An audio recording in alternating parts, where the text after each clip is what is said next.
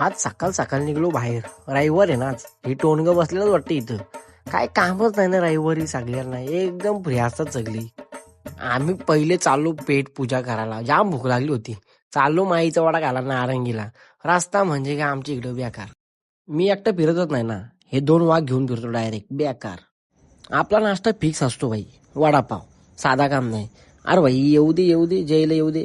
नंतर आलो आपल्या डोनवरच्या रविवारच्या पाठात. अरे भाई पोचा पॅन्ट आहे का काय बेकार. आम्ही जोडी. अरे भाई जम ब्रँड आहे.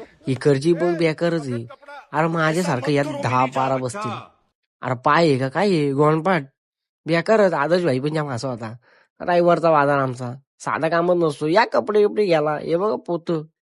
या पॅन्टीत अक्का झाकून जाईल. रेनकोट बरा पण या टोणग्यांचं पॅन्ट नको. बेकार. आमचा मायकल जॅक्सन. अरे जाम असते व्हिडिओला. अरे एवढा नको लाजू. नंतर आलो गावात तर काय पोरांनी अडवलेला उसाचा रस. मग काय भैया पण आपलं देते भर भर भैया भर. पोरा पण अशी वाट बघताना.